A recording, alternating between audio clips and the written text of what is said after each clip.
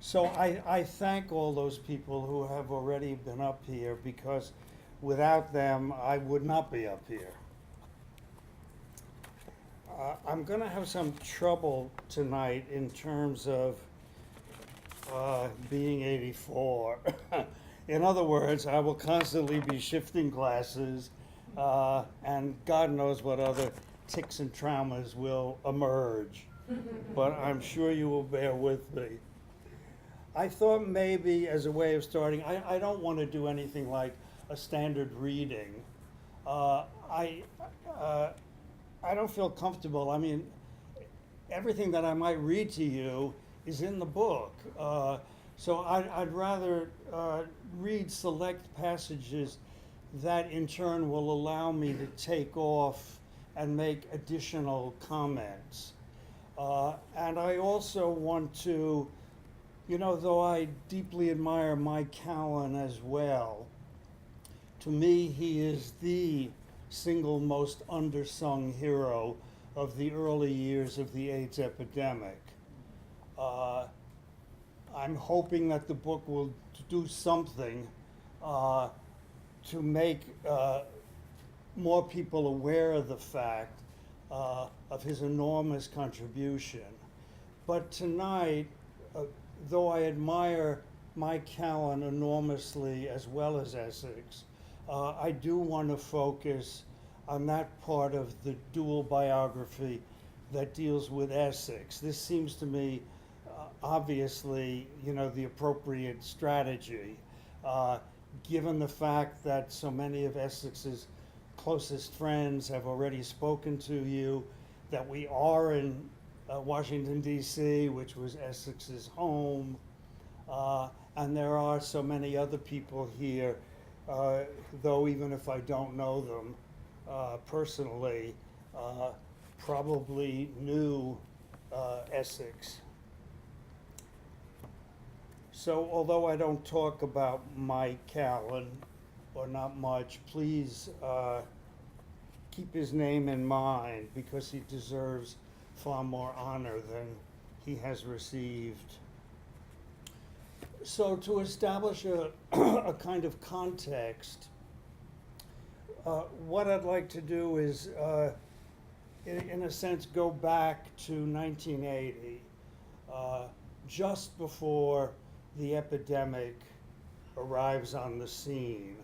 And I want to try to provide some kind of context because Americans especially have almost no memory for the past.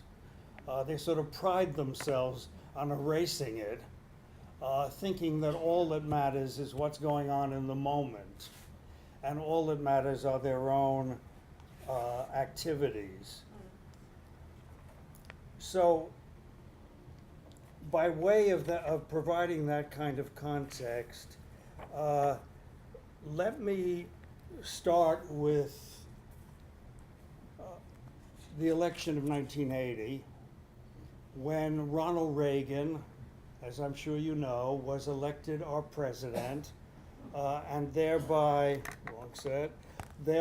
ushered in a period of conservative retrenchment, which is very much still with us today.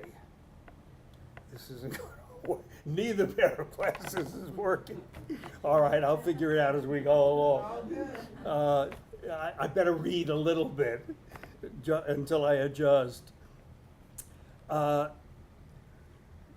Ronald Reagan's ascension to the presidency marked the onset of a conservative retrenchment that would have horrific ramifications for the epidemic once it burst on the scene, and in tandem with economic distress would heighten the plight of the disadvantaged in general, bringing the era of civil rights to a screeching halt. Within a year of his election, Ronald Reagan's Omnibus Budget Reconciliation Act, enormously misnamed, inaugurated massive cuts in social welfare, soon followed by several billion-dollar reductions in food stamps and child nutrition programs. By 1982, after Reagan had been in office for a year and a half or 2 years, much of the limited progress that had been made, starting with Lyndon Johnson's Great Society, the limited progress against poverty would be almost entirely wiped away. The Reagan agenda emphasized a quite different set of priorities. Increased spending for combating communism, which I feel certain Reagan never understood, especially in Central America, an emphasis on traditional family values.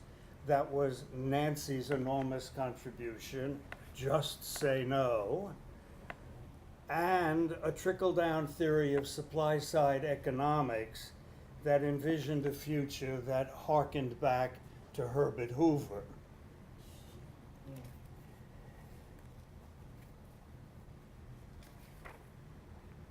Not surprisingly, very few blacks, the actual figure is 1 in 10, voted for Reagan in 1980, or, of course, supported the draconian measures that he almost immediately introduced.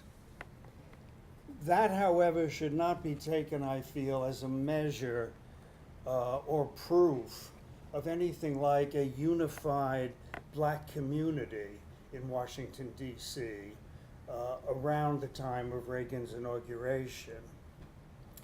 A black gay presence was just beginning to emerge openly in D.C., as well as in the nation at large.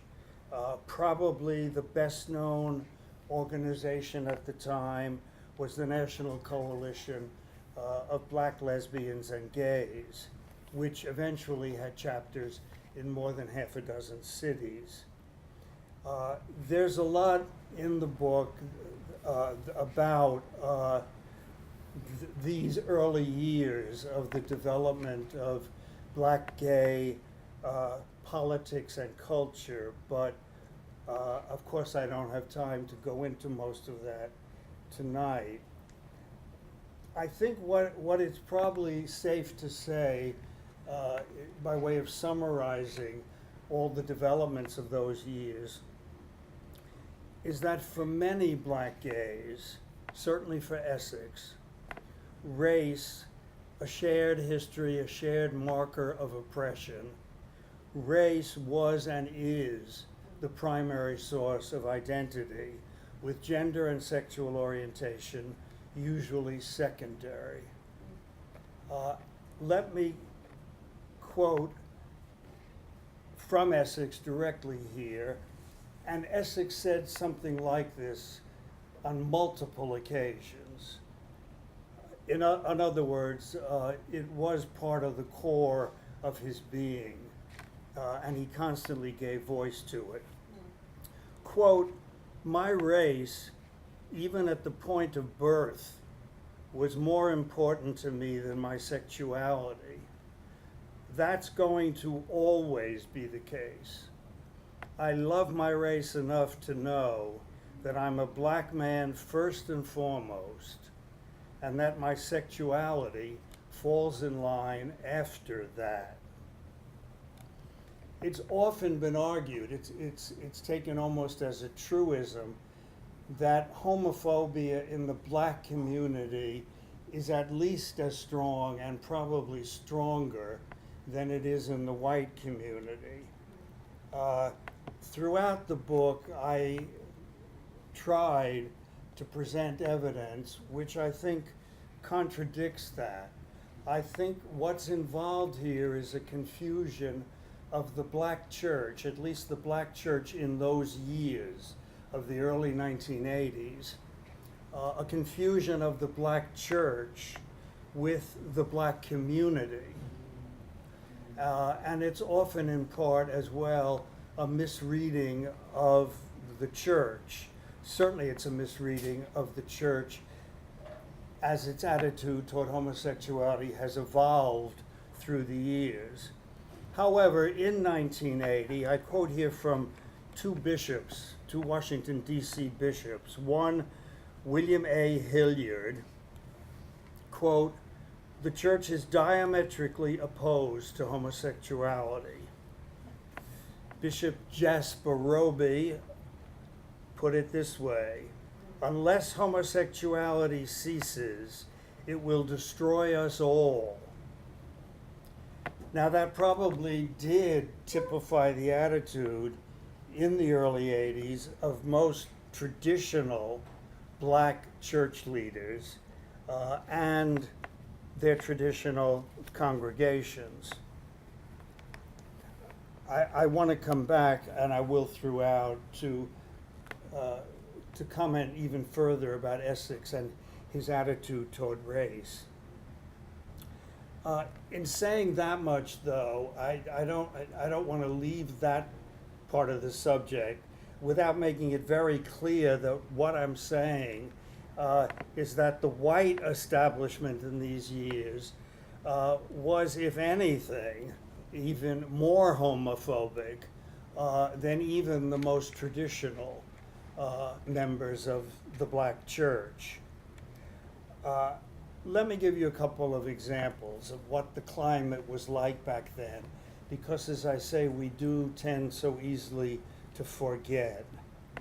A good 2 years into the epidemic, in other words, by the end of 1982 roughly, the national media, with the sole exception of the Boston Globe and National Public Radio, either had entirely ignored or had profoundly downplayed the mounting health crisis, even though the number of AIDS deaths, it was not then called AIDS, deaths was continuing to mount exponentially.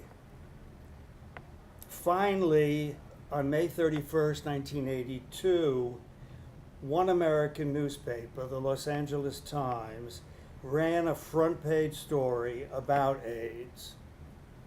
During this same period, the three major television networks devoted a combined total of 13 minutes to the epidemic, though at that point, 853 people had already died from it.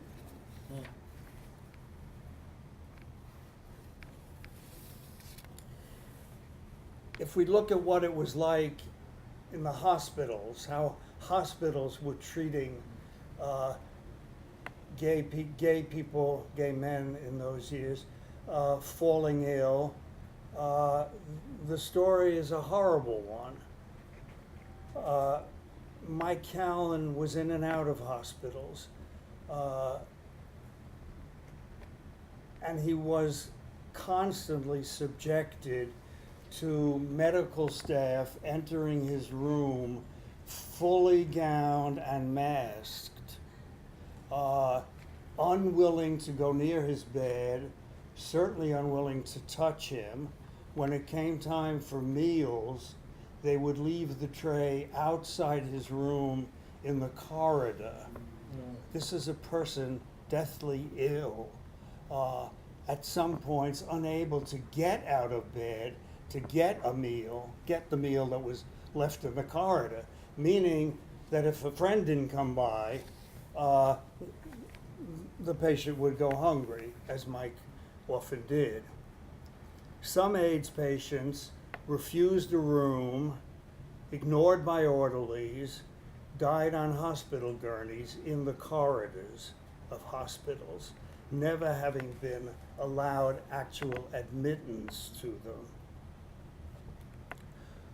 Nor during the same period was anything like significant funding provided for research into the causes and cures, possible causes and cures, for this still mysterious disease.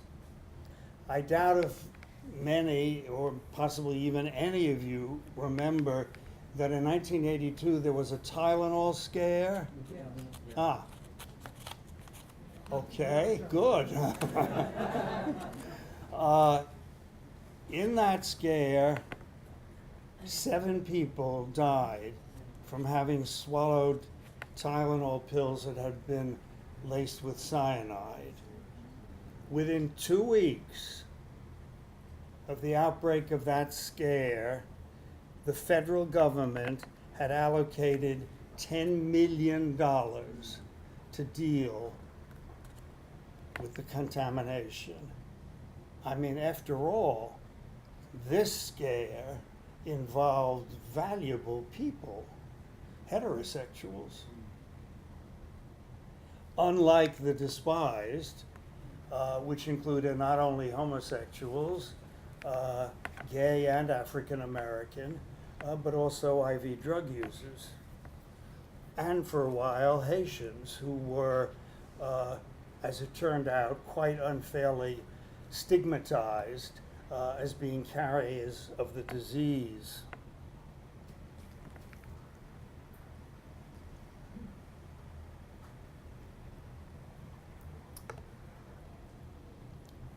This is just, the briefest kind of glance at how awful conditions were for those who fell ill and for those who cared about them.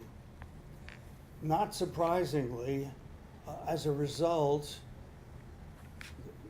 young men falling ill, developing horrible diseases that were rare, Kaposi sarcoma, previously known in a very small, limited number of cases, and confined to men with East European origins.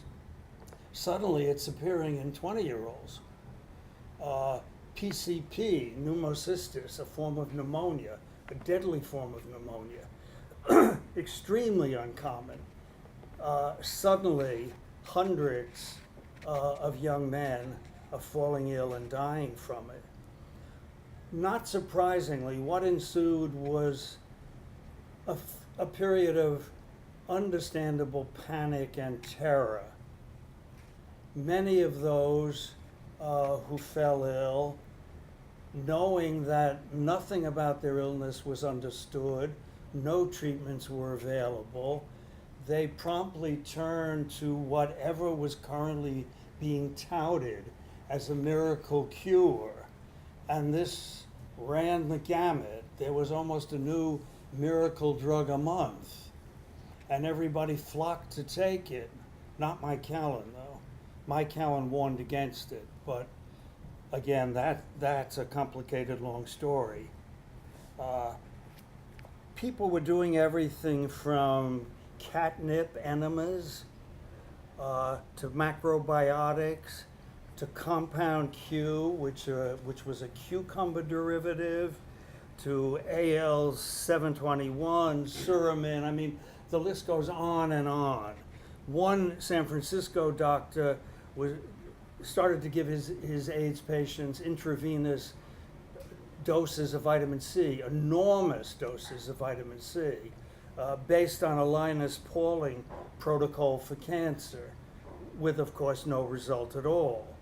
Another doctor, this time a New York one, experimented unsuccessfully with using DNCB, which is a photochemical agent used for warts.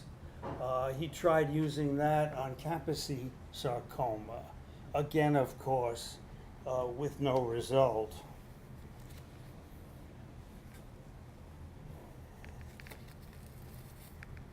If we look at what was going on during this same period with the gay movement, we come to a somewhat different kind of story. It's in focus. The gay community in the late 70s, even in the immediate post-Stonewall period in the early 70s, the gay movement had a burst initially, of energy and enthusiasm and utopian dreams, but that very quickly fell by the wayside. I'll get back to that in just a minute. Uh, but by the late 70s, uh, the, the organized gay movement was essentially in shatters, uh, uh, was shattered. It was very, very fragmentary. And where it existed at all, there was a gay press, though a very limited one.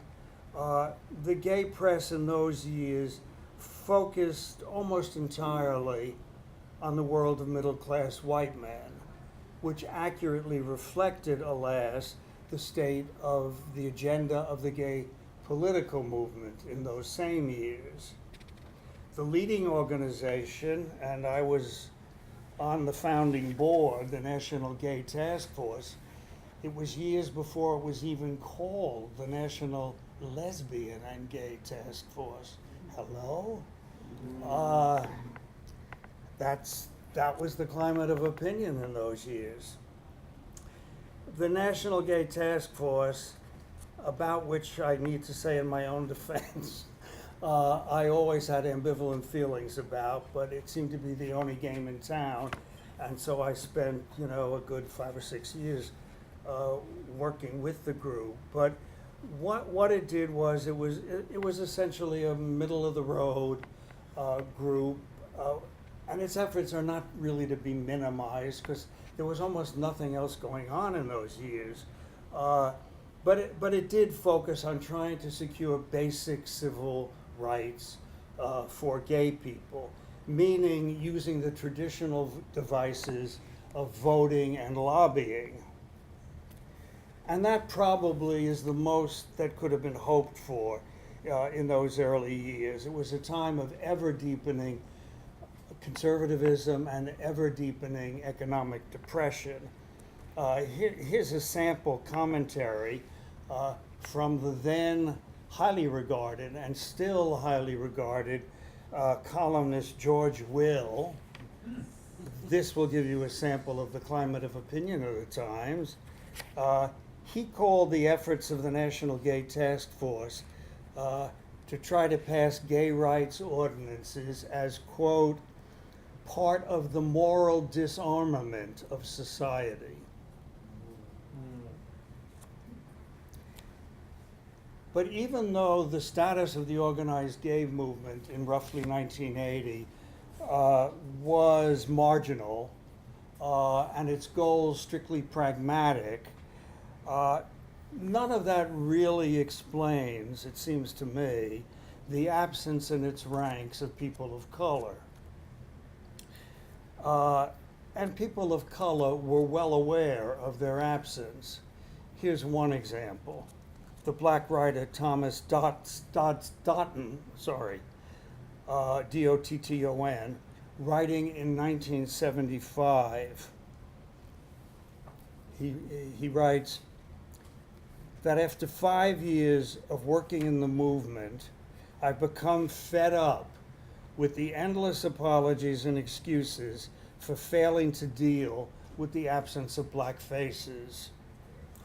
Pat Parker, the black lesbian writer, put it more succinctly.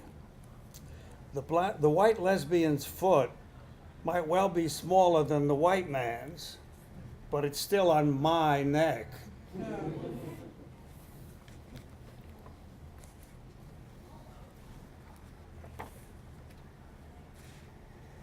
Essex himself shared that view, shared it very strongly. He refused, generally speaking, to take part in the organized gay movement because he felt, and I think quite justifiably, that it was white dominated. He wrote about this many different times, but here's one sample. In the white gay world, quote, in the white gay world, you have a group of people under persecution, denigrated, working from spaces of disempowerment, if you will, working from spaces of invisibility, etc. One would suspect, at least on the surface, that those conditions would sensitize individuals to the struggles of others, unquote. But there's a small quote that does follow. But he went on to say that is hardly the case. He further went on to say that his chief concern about the white gay community was, quote, its failure to make connections with other oppressions, with other spaces of disempowerment that need to be looked at and joined.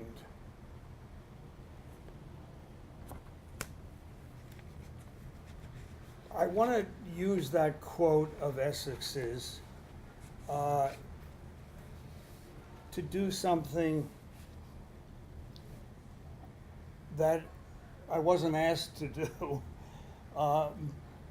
tonight, that is, but I feel strongly about it. I feel that Essex and Mike both have left us a legacy of radical insight, and if not a blueprint for radical action, certainly the will and determination to change substantively the many injustices of our society.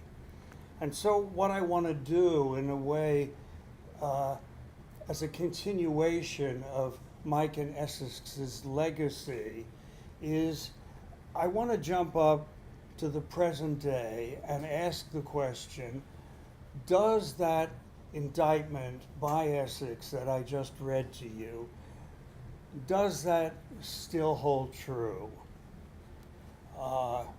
Is the organized gay movement, is its agenda still essentially directed at the needs and values of the white community? I'd like. Yes. Oh, yes. That's going to be my conclusion too, Wason. But I want to again provide a little context here. This context is about what happens to social justice movements in this country, what has always happened, and I want to suggest why it has happened. Almost all, I can't think of any exceptions offhand, most movements for social justice in this country have been started by radicals. But then, and almost always in very short order, they have been taken over by liberals, and the radicals have been shown the door. Yeah. Too often, I think, the term liberal and radical, the terms, are used as if they were synonymous, but they aren't synonymous. And I want to explain to you how I distinguish between the terms, so you'll know what I mean when I use the term liberal or radical. To me, a liberal is somebody who feels that they do want to work for progressive change, but basically they feel that our institutions are not only sound, but they are the best institutions in the world. What is needed, according to the liberal tradition, is some adjustment and tinkering around the edges. But centrally speaking, our democracy is in very good shape. The radical says, and the smart radical often will acknowledge, that our system does have many beneficent aspects to it. I mean, think today of what's going on in the world, and you have to thank your lucky stars, at least in part, that you're living here, not there. But though the radical will acknowledge that, usually, the radical also feels that systemically ours is an unjust society. that racism, for example, has been institutionalized. It's everywhere you turn. And though there may be some changes in attitude, and I think one can very easily argue that there have been, measuring the extent of that change is somewhat more difficult. In order to, well, I want to give you just a few more examples so you know I'm not making this up. That is some more examples of what has happened to social justice movements in this country. The anti-slavery movement, beginning in the 1830s, was led by William Lloyd Garrison. The Garrisonians called for the immediate abolition of slavery and with no compensation to the slave owner. Garrison was very nearly lynched. He was run out of town by a mob, and it was only, an almost accidental interruption that prevented him being lynched. The Garrisonians were widely scorned, and the anti-slavery movement as such migrated gradually into what was called the Free Soil movement first, and then into the birth of the Republican Party, Abraham Lincoln being the first elected Republican president. What the Republican Party was calling for was not the abolition of slavery, but rather a refusal to extend it further according to the line of 3630, carry the line across to California. Below the line, according to the Republicans, slavery will be allowed. Above the line, it will no longer be allowed. All that meant was that, all of the Southwest, all of Central and South America, fertile land and climate for crops like tobacco and cotton, slavery was free to expand at will. That's one example. Another example, if you turn to the labor movement, mid-late 19th century, we had the Knights of Labor. They called for one united union, skilled and unskilled alike. That in turn gradually disintegrated into the AF of L. The AF of L was for skilled workers only and no blacks allowed. The women's movement at Seneca Falls in the 1840s, the women produced a Declaration of Women's Rights that broadly challenged male domination. That in turn, again, got transmuted into the single issue suffragette concentration on the right to vote. So over and over again, in this deeply conservative undertow of American political life, over and over again, what starts as a radical protest dribbles off into a merely liberal one. And we should be grateful for those moments of liberality, since they are far scarcer than the moments of conservatism.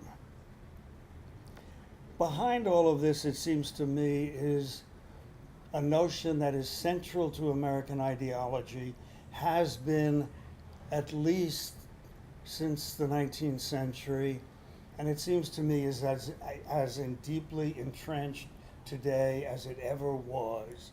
And that is the notion that in this land of free and open opportunity, anybody who wants to get ahead can, if they're willing to put in the necessary hard work, if they're willing to pull themselves up by their bootstraps, put their noses to the grindstone, you know all the cliches, right? Then they can go anywhere they want to go. They can climb the ladder as high as they want to climb it, which is, of course, absolute nonsense. I mean, all that it ignores are a few obstacles on the path of success, no matter how hard you work, like class, like race, like sexism. But this remains, as I say, in my view anyway, the dominant note in American ideology. When I talk about the ways in which radicalism in this country degenerates into liberalism, I don't make an exception for the gay movement. Following the Stonewall riots in 1969, and here I'm going to go back to what I said a little earlier, the so-called Gay Liberation Front was formed, GLF. GLF was radical, and for a while, a very short while, it was the dominant political force within the gay community. GLF offered what was in fact a far-ranging critique of traditional notions of gender and of sexual behavior, and it also emphasized the ideal of androgyny. In other words, in an ideal future, excuse me, I'm about to burp loudly. In an ideal future,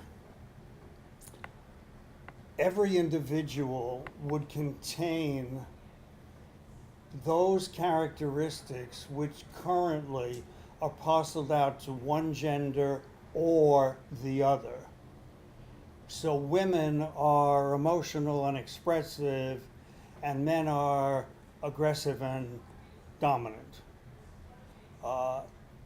Also, GLF aimed at making alliances with other oppressed groups, exactly what Essex was calling for back 15 years earlier. It reached out to groups like the Black Panthers and the Young Lords.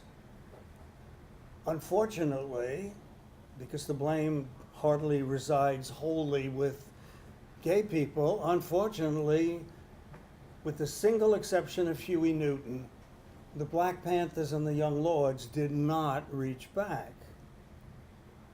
So in part, the failure for oppressed groups to come together and combine their strength and thereby possibly produce real change,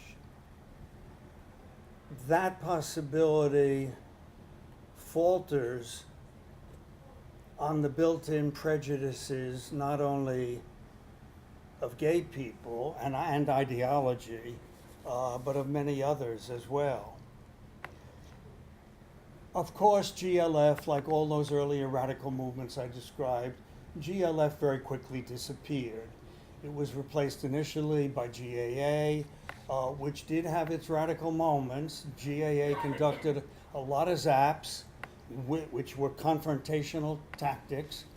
They sat in offices and picketed the governor and so forth. But if you look at the scene today, our national LGBT organizations are, at least from my perspective, and I believe it would have been from Essex's, are rather dismal affairs. The leading organization, the largest organization that is, with a multi-million-dollar budget, is of course the Human Rights Campaign. What does the Human Rights Campaign stand for? What is its agenda? Its agenda, I think, can fairly be described as assimilationism. Assimilation for those who already look and act most like mainstream white Americans.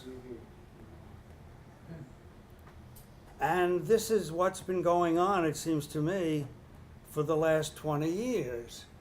the issues of serving openly in the military, you know, we want the right to kill too, and the right to marry legally. We too want the state and the church, you know, to control who we partner with. These are the issues that have dominated the GLBT agenda for the last 20 years. Right. The problem with it is substantial, it seems to me, in claiming, because that's essentially what this agenda does, it claims we are just folks. Really, we're just like you. Why don't you let us in? I mean, look, I mean, we're nice middle-class white people. You know, we behave the way we do. We have your values. You know, we are good patriots. We want to make lots of money. And so, you know, we're just like you. But that is, in fact, a very basic lie. It simply isn't true from my perspective, and I believe from Essex's, and certainly from Mike Callen's. It simply isn't true that we are carbon copy straight people. Just as it isn't true that black people are carbon copy white people. We have both had a different historical experience, and that means that we have developed a different set of values and a different set of perspectives on what life is like in America today. And these special perspectives and insights, mainstream American culture desperately needs. And the more we keep saying we're just folks, the more we're not only denying to ourselves our own heritage, but we are denying to the mainstream the very valuable perspectives that we have to offer them.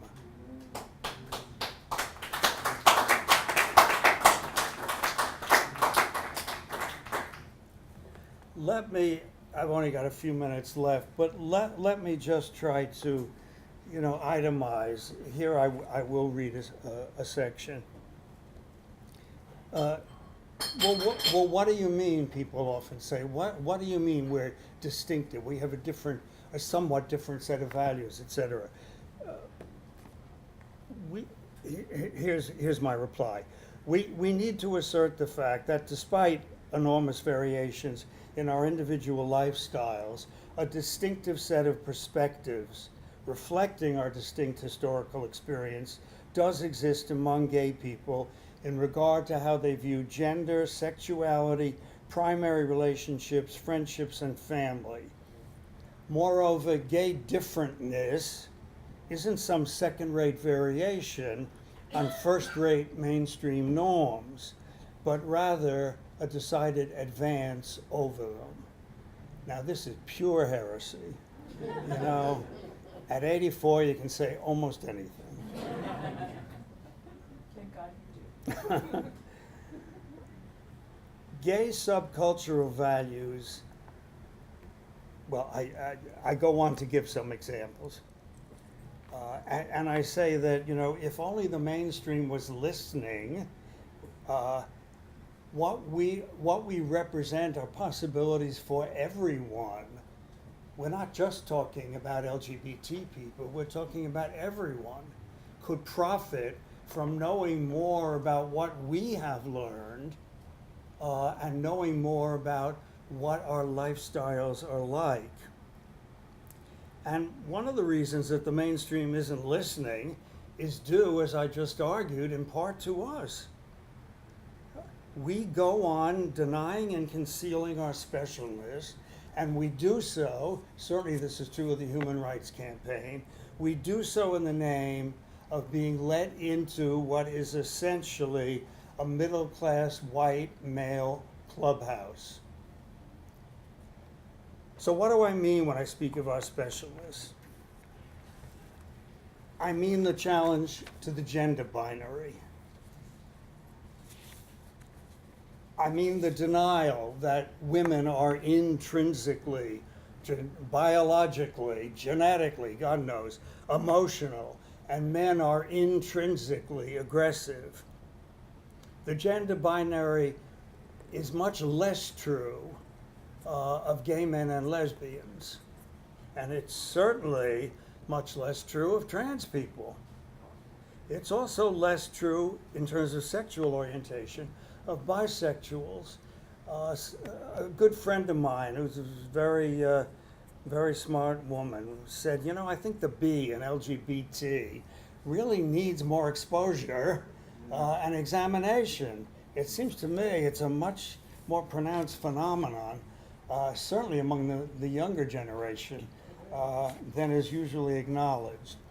Okay, what else is special about us?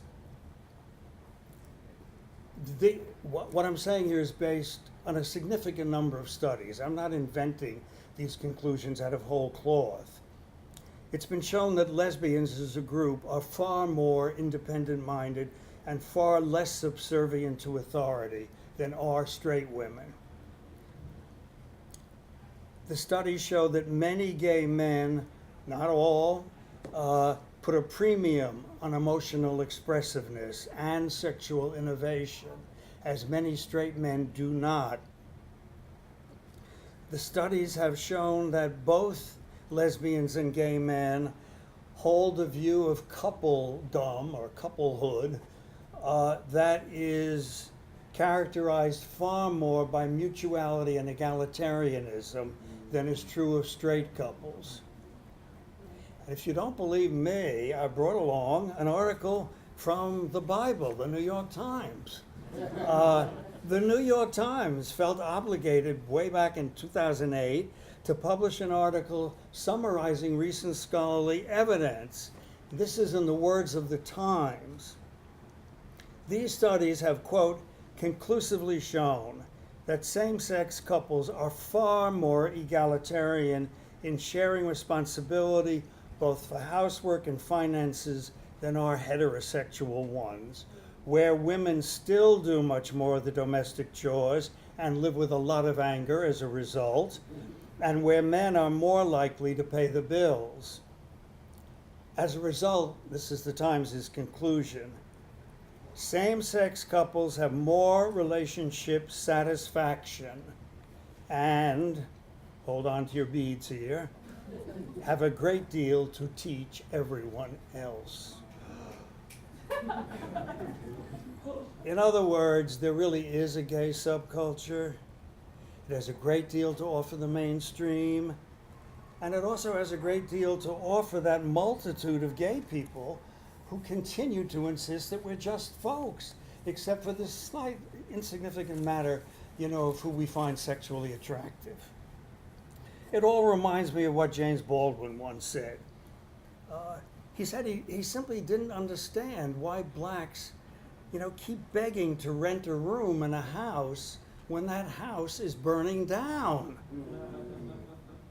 Nobody could have said it better. And it's in that same spirit that gay radicals, Essex and Mike, were way ahead of their time.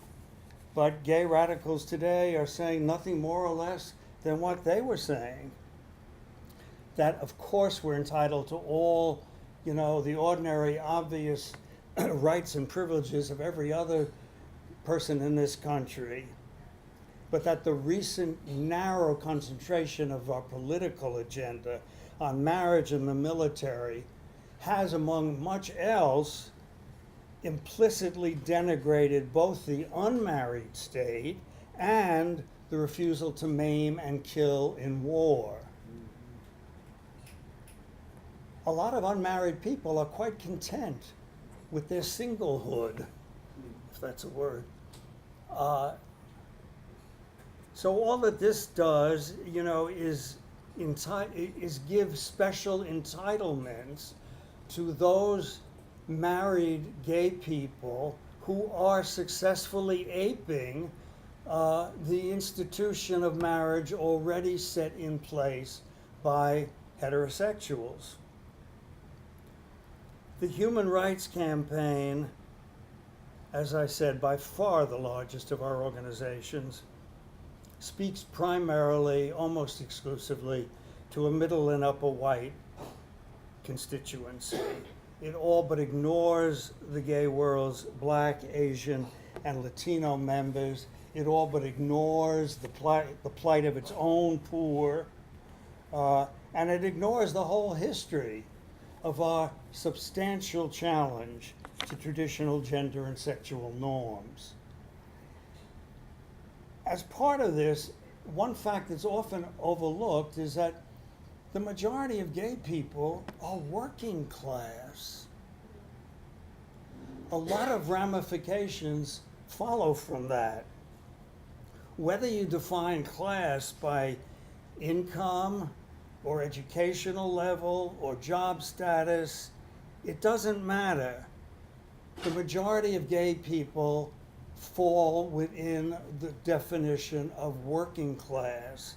And the chief concern these days of gay working class people is finding a job with a decent wage and with at least some benefits, and also keeping that job, since still in half the states, employers can still legally fire people simply because they're gay. Alas, there is no longer the kind of domestic radical wing of the gay movement that Essex worked for and Mike worked for, and which they both believed in and hoped for.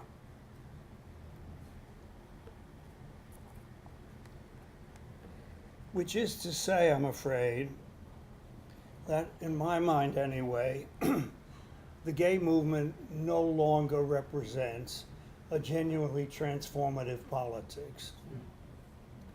Inherently, as Herbert Marcuse said something like 50 years ago, the potential of the sexual revolution extends far beyond those perimeters, because it challenges all kinds of shibboleths and traditional values. But if we had that potential, my feeling strongly is that we no longer have it. Why isn't the Human Rights Campaign paying attention to the fact that currently 46 million Americans, 46 million, are subsisting on food stamps? More than a quarter of blacks and lesbians in this country, compared to 10% of whites, live below the government-defined poverty line. And do you know what that poverty line is? For an individual, $11,000 a year. For a couple of, for a family of four, $22,000. A quarter of blacks and Latinos are living below that non-subsistence level. 1 in every 5 children lives in a family below the poverty line and often goes to bed hungry at night. 46 million Americans, including many working class gay people, have basic human needs and minimal levels of security that are going unmet. And the organized national gay movement is doing essentially nothing about it. It seems to me long past time. It was long past time when Essex wrote what I just read you before. But now, 15 or 20 years later, it is long, long past time for us as a movement to refocus our agenda. It seems to me we need to reassess and revise our goals, and to do otherwise is to implicate us in the national disgrace of caring more about the welfare of a privileged few than we care about the welfare of the deprived many. It's also to dishonor the radical heritage left to us by Mike Callen and Essex Hemphill. And in this regard, I want to give Essex the last word.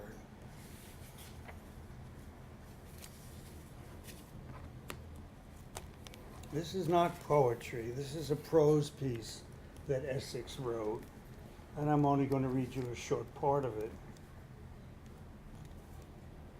Some of the T cells I am without are not here through my own fault. I didn't lose all of them foolishly, and I didn't lose all of them erotically.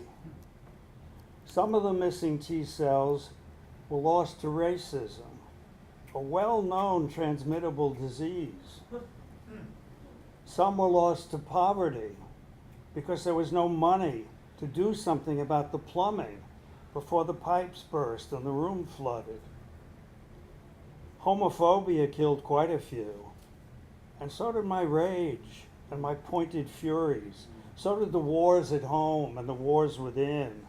So did the drugs I took to remain calm, cool, collected.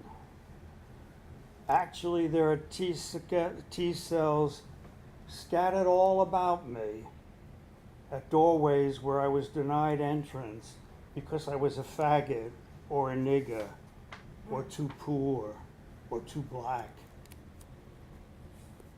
Both Essex and Mike Callen were political radicals, fearful that the gay movement was becoming part of the problem rather than part of the solution. Essex and Mike tried to be part of the solution, and so of course should we.